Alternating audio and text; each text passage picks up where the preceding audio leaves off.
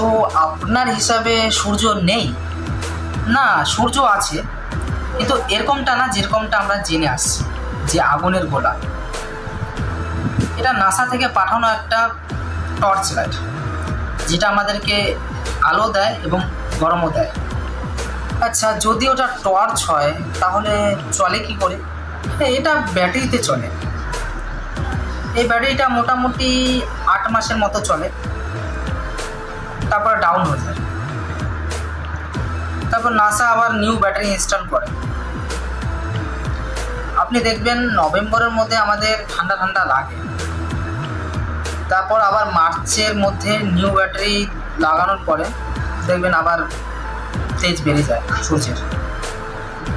এটা বেশি উপরে না, মাত্র 500 মিটার উপরেই আছে। কিন্তু 500 মিটার উপরে তো এরোপ্লেনসই উড়ে। আপনার কি সত্যি মনে হয় যে এরোপ্লেনস হয়? হ্যাঁ, তো কি? আপনি ধ্যান দেবেন, আমরা যখন এয়ারপোর্টে যাই তখন ওরা 2 ঘন্টা বসিয়ে দেয়। তখন ওরা একটা কেমিক্যাল রিলিজ করে যেটা আমাদের মাইন্ডকে ক্যারেক্ট করে দেয়। আমি নাম নেব না, আপনি গুগল করে নিন।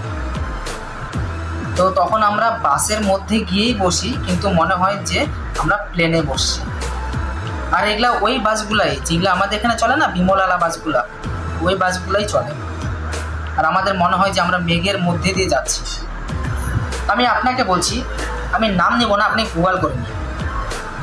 একটা লোক ছিল, ওর মাইন্ড স্টোন ছিল।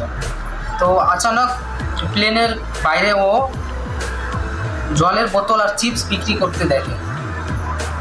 তো তারপর ও আচানক বেহুশ হয়ে যায়, মানে করে দেওয়া হয় বেহুশ।